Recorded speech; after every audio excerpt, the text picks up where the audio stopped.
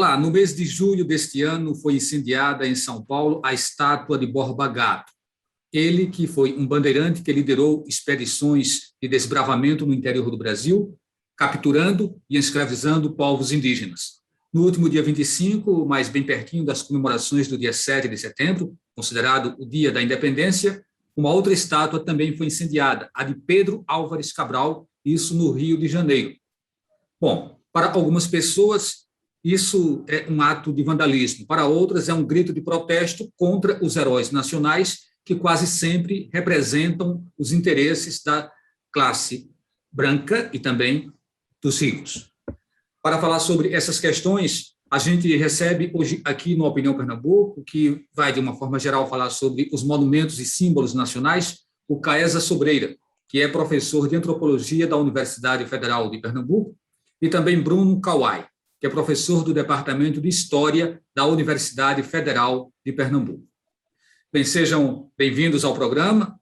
Bruno, Caesa, lembrando que o Opinião Pernambuco também é exibido nas rádios Universitária FM 99.9 MHz e na Rádio Universitária AM, a Rádio Paulo Freire, 820 kHz. Bem, vamos começar contigo, Caesa. Eu acho que eu associei você ao FRPE, não foi? Eu não confundi com o FPE, não, né? Falei certo, né? Exatamente. Então, vamos lá. A derrubada de uma estátua, Caesa, ela é, na verdade, um ato de vandalismo ou um ato político? Ela é um ato político. É um ato político que usa o, entre aspas, vandalismo para expressar a opinião de segmentos da população. O que nós podemos refletir é sobre se tal ato político ele é conveniente para com a própria história, porque a história de uma nação ela é feita de heróis e de vilões. Porque o próprio termo monumento vem do grego mnemosinon, que significa lembrar, recordar, mas também significa alertar. Então, é claro que em toda troca de concepção de mundo e de orientações políticas, você derruba estátuas, né? Isso é normal, né? Vamos lembrar aquela derrubada clássica das estátuas de Saddam Hussein quando o Iraque foi invadido pelos Estados Unidos. Então, é similar, é um ato de insubordinação ante uma história que foi escrita pelos brancos e pelos vencedores, mas é a história da nação. Ela é a história que representa a nossa trajetória. Por exemplo, a questão da estátua de Cabral, derrubar uma estátua de Cabral, quebrar uma estátua de Cabral, eu considero uma exacerbação do direito legítimo de insubordinação. Então, nem todo ato de quebrar uma estátua é digna de elogio, depende de quem for. Dá um exemplo prático, olha, na escadaria da Faculdade de Direito do Recife, né, da minha Faculdade de Direito do Recife, a escadaria que leva do térreo para a biblioteca, tem uma tela representando o retrato, com o retrato do maldito Pedro I, o homem que nos decepou, toda a comarca do São Francisco. E os professores diziam é porque foi ele que, no governo dele, no primeiro império que foi criada a faculdade. Então, a questão, eu seria favorável a queimar aquele retrato? Não, porque é uma obra de arte. Eu seria favorável a retirar aquele retrato e dar de presente aos descendentes dele. Ok, Caesa. Vamos voltar agora para Bruno. Voltar não, vamos receber Bruno também aqui de forma remota no Opinião Pernambuco. Bruno, qual a sua opinião sobre isso? Muito bom estar aqui com vocês, Valdir. Obrigado, professor Caesa. A minha opinião ela vai próxima daquilo que o professor Caesa coloca. Eu adicionaria algumas questões. Eu acho que falar de monumentos é falar também de algo que compõe, de uma maneira genérica, o que a gente pode colocar como culto cívico, né? Quando a gente pensa no culto cívico, a gente tem que entender que o culto cívico ele diz respeito a algo que é compreendido como integrador de uma sociedade una, não é, e indivisível, ou seja, é algo que de maneira coletiva representa uma sociedade. E eu acho que é aí que reside a grande questão e é aí que essas contradições elas começam a ganhar corpo, né? O professor Caesa coloca muito bem a ideia do monumento como fazer recordar, ou seja, ele está ligado à memória, ele está ligado ao avisar, ele está ligado à identidade, ele está ligado a uma herança do passado, né? E aí uma questão que está ligada também a esse mogma da herança do passado são os usos políticos feitos, né, a partir desses monumentos, né? A quem esses monumentos eles vão identificar, a quem eles vão representar, né? Por exemplo, eu lembro que certa vez eu estava em Portugal e foi realizada, né, uma obra, uma escultura do Padre Antônio Vieira em frente à Igreja dos Jesuítas em Lisboa, né? Sobre os índios e dos direitos humanos, né? E aí isso gerou uma comoção pública, né? Os estudantes foram, também quiseram destruir, picharam a estátua, e, enfim, eu compactuo com o professor Caesa, eu não acho que é destruição, né? E, enfim, é esse o caminho que vai mudar, né? Que vai, enfim, transformar o nosso quadro.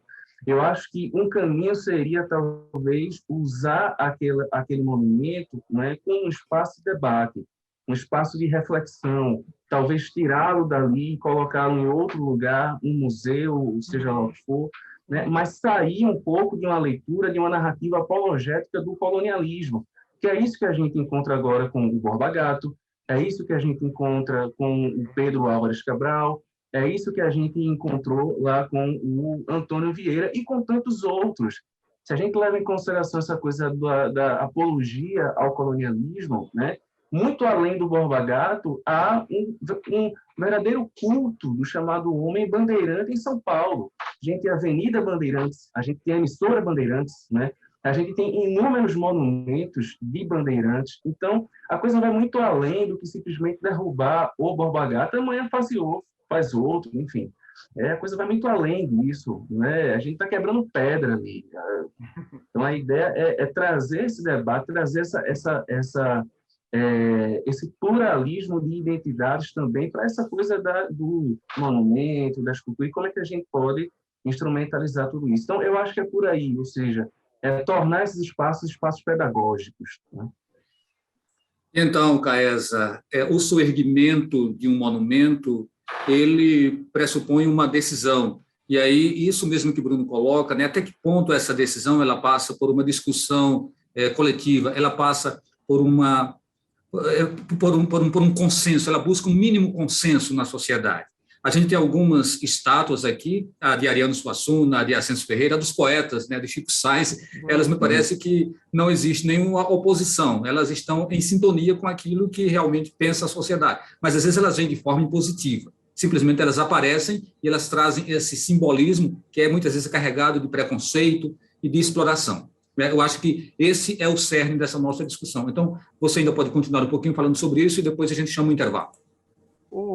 A questão da estatutária é que ela vincula também a esta rememorização dos feitos, dos bem feitos ou dos mal feitos das gerações anteriores. Ela também remete à arte da escultura.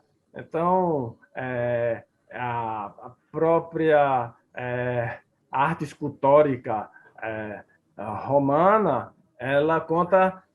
ninguém é a favor de bombardear as estátuas de Buda no Afeganistão, mas também nós não somos favoráveis que vá se destruir uma estátua ou um busto de Calígula, de Nero.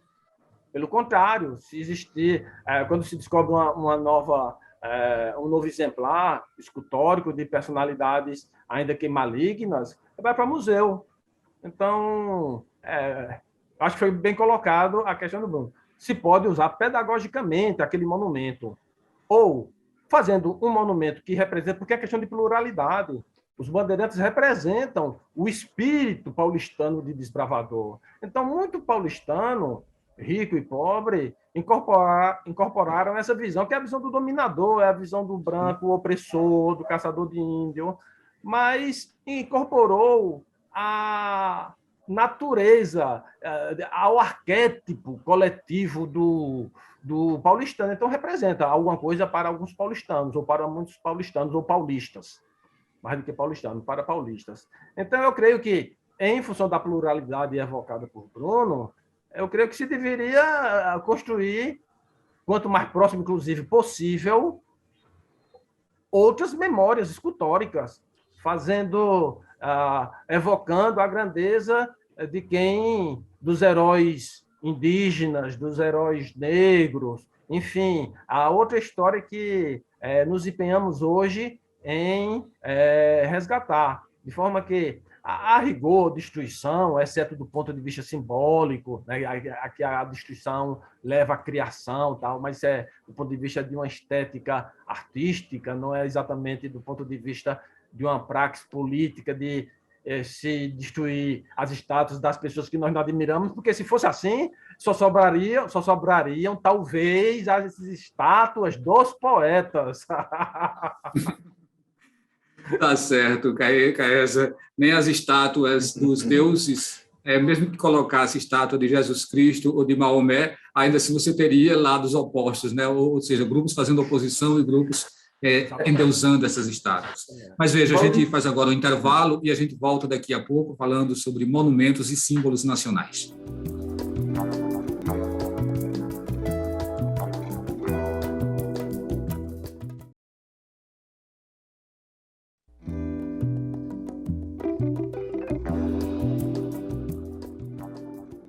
Estamos de volta com o programa Opinião Pernambuco. Lembrando que o programa também é exibido nas rádios Universitária FM 99.9 e na Rádio Universitária AM, a Rádio Paulo Freire, de segunda a sexta, 8h30 da manhã. Bem, no começo a gente tinha intitulado esse programa de Monumentos e Símbolos Nacionais, mas vocês já perceberam que a gente tem tanto que falar sobre esses monumentos, sobre essa queda das estátuas, que a gente vai segurar mais um pouquinho e a gente vai puxar um outro programa também com Caesa e com Bruno para falar sobre símbolos de uma forma mais abrangente. Então, a gente vai para você agora, Bruno, e a pergunta que eu te faço é a seguinte, né?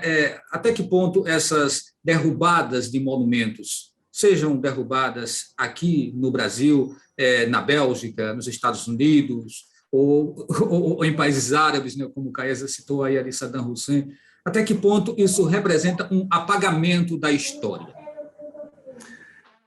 Valdir, eu queria apenas complementar algo que o professor Caesa havia colocado lá no último momento, quando ele coloca que se a gente for apenas pelo lado, né, da destruição, né, o mais lógico seria sair destruindo tudo, né? E aí eu lembro de uma frase do Walter Benjamin, que ele diz que nunca houve um monumento da cultura que também não fosse um monumento da barbárie, né? Então é exatamente isso, né?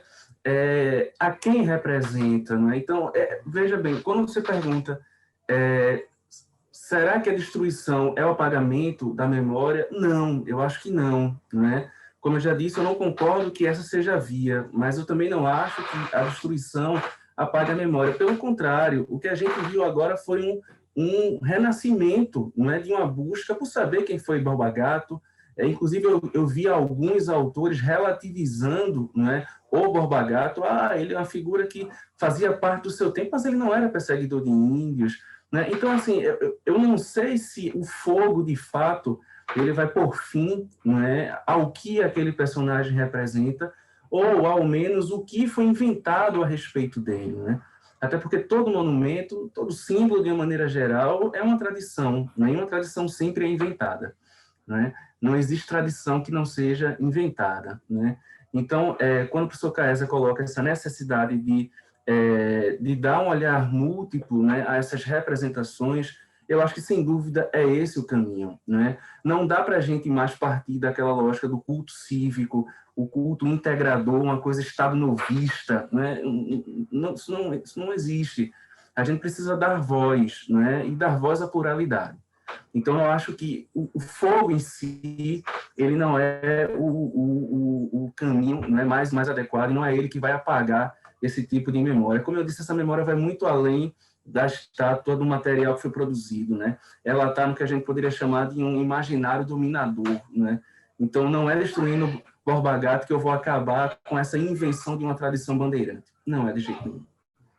Então, você cria um novo fato histórico quando também você comete um ato como esse, né? Me parece que esses fatos que aconteceram e que estão acontecendo ainda no mundo, eles marcam um novo acontecimento na história da humanidade. E aí você apaga e você cria uma nova história, ou seja, a gente está apenas ressignificando a história, seria isso, Caesa? Exatamente. A história ela é reinterpretada permanentemente, né? É por isso que existem os historiadores para reescrever. Não há uma história definitiva. A história ela tem muitas lacunas e muitas perspectivas. Por exemplo, o Anita Novinsky, professora emérita de História da Universidade de São Paulo, ela pesquisou muito as origens cristãs novas dos bandeirantes, e descobriu que Raposo Tavares, por exemplo, quando chegou, encontrava representantes da Inquisição, onde hoje em Lima, da Inquisição que tinha sede em Lima, porque a Inquisição Espanhola teve sede aqui na América Latina, na América Espanhola, ele matava. E então um representante da Inquisição perguntou para ele: qual a lei que permite que você me mate? E Raposo Tavares respondeu: a lei de Moisés. Isso está num dos livros recentes que a Anita Novinsky, antes de ir para o céu, deixou registrado. Então, por exemplo, para essa nova historiografia uspiana, que estuda a herança judaica na história brasileira, o Raposo Tavares não é um bandido, é uma pessoa que defendeu a causa dos oprimidos, que era a causa dos cristãos novos, lutou contra a Inquisição. Então, é difícil você uniformizar, homogeneizar o papel das pessoas na história, porque todas as pessoas são boas e más. É como diz aquela canção de Caetano Veloso: olhado de perto, ninguém é normal.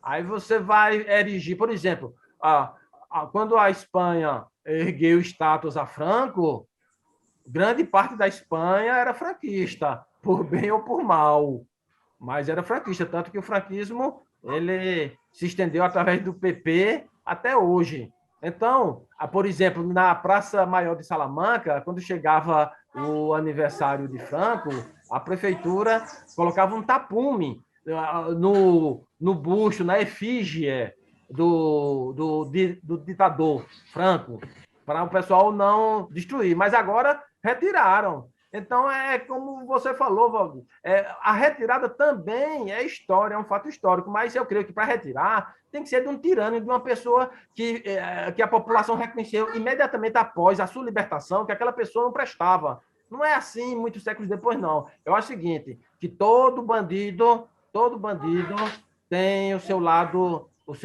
bom e todo herói tem seu lado bandido. É a citação que o Bruno fez, né? Que o Bruno evocou, né? Isso aí.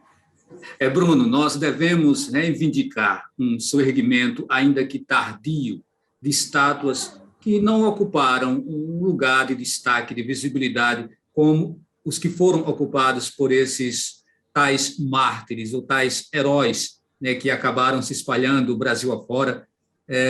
Por exemplo, o que a gente tem da presença de estátua de um personagem como Zumbi, como Ganga Zumba, e outros, né, que foram relevantes na história do Brasil e que caíram exatamente nessa invisibilidade?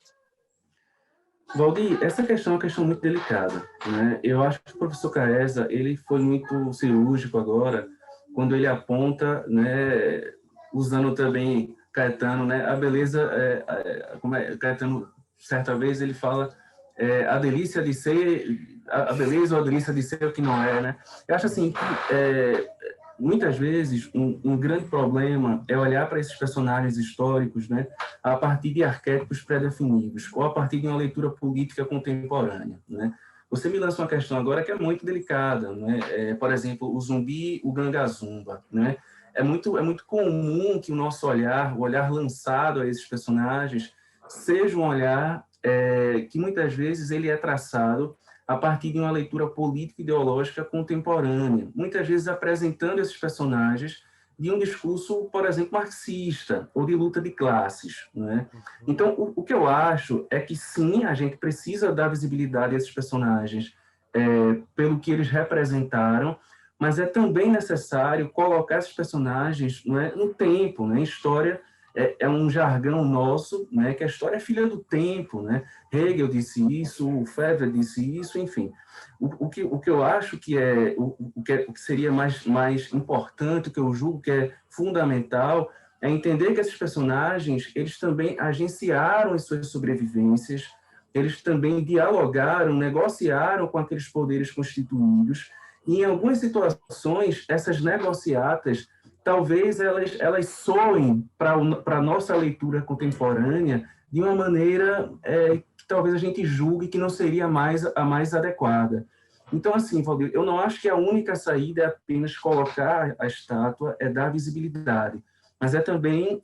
porque, assim, não adianta ter um zumbi lá se eu não sei quem foi zumbi, se eu não entendo o que é o escravismo, quais são as formas de sobrevivência no escravismo. Então, o que eu estou querendo dizer é que eu não quero nem o Borba-Gato colossal, né, e nem o zumbi da luta de classes. Eu quero algo que eu consiga me aproximar ao máximo de quem foi aquele personagem, pela mediação da produção científica em história, e que eu possa gerar um conhecimento, um saber, né, que de fato tenha, que de fato ecoe, né, de uma maneira social, que contribua para o nosso debate social. Então, sair da heroicização, seja para o bem, seja para o mal, né? Então, sim, tentando ser um pouco mais objetivo, eu acho que sim, é possível, é justo, é necessário, né, a criação dessas estátuas que vão representar, sobretudo, as nossas comunidades originárias e os povos escravizados, mas eu acho que a coisa vai muito além disso. Volto a falar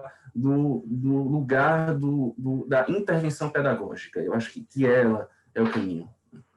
Vamos voltar para a Caesa Sobreira. E aí, Caesa, além de responder essa mesma questão que eu levei para o Bruno, queria que você dissesse assim, quem você acha que ficou de fora e que não poderia ter ficado de fora?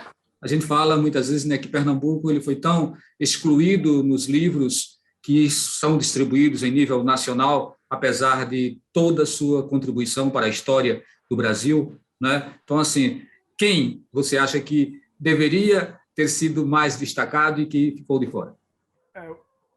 Como eu integro uma minoria perseguida, né, que é a dos cristãos novos que vieram expulsos ou fugidos de Portugal para Pernambuco, eu creio que nós deveríamos erguer, eu não vou dizer exatamente uma estátua, né, porque eu sou iconoclasta, eu não gosto de estátua, mas um monumento, em memória, por exemplo, a Branca Dias, que ela instaura, é uma mulher, é uma professora, ela é sob diversos aspectos, uma mulher que traz a modernidade para Pernambuco, porque ela instaura uma escola para meninas, ela cria a primeira sinagoga, que não foi a do período holandês, foi na casa dela ali, junto ao Alto da Sé, ao lado da Igreja da Sé. Então, eu creio que Branca Dias bem que merecia um monumento evocativo dela e da comunidade perseguida, né? Mas eu também, como descendente dos índios Caeté, de Mata Grande, de Alagoas, eu creio que a história deve ser também voltar os olhos para a sua... como o Brasil foi erguido a partir de 3 troncos, vamos dizer, eu não quero dizer raciais, mas étnicos, né? Os brancos da Europa, os ameríndios e os africanos, dessas 3 comunidades, a mais oprimida e a mais injustiçada foi a dos naturais, aos quais foi roubada a sua terra, foi roubada a sua vida, foi roubada a sua identidade, com intensidade muito maior do que a da a colonização da diáspora, do êxodo, não vou dizer diáspora, sei lá, do tráfico humano de africanos para o Brasil. Então, eu creio que nós devemos fazer justiça aos índios e, a partir daí, terminar logo com esse debate sobre o marco histórico da terra, porque o marco histórico da terra dos índios ele inicia séculos antes da chegada de Cabral nesta minha e nossa terra, porque eu também sou índio e eu também sou guerreiro. Ok, nosso tempo chegou ao final. Eu estava louco para jogar mais uma pergunta para você, Bruno, mas o tempo realmente acabou. Então, a gente agradece a sua participação também, Caesa, de todos e todas que nos acompanharam. Lembrando que o Opinião Pernambuco ele pode ser acompanhado nas rádios Universitária AM e FM. E para vocês que nos acompanham nas rádios, eu sou Valdir Oliveira. Muito obrigado e até o próximo encontro.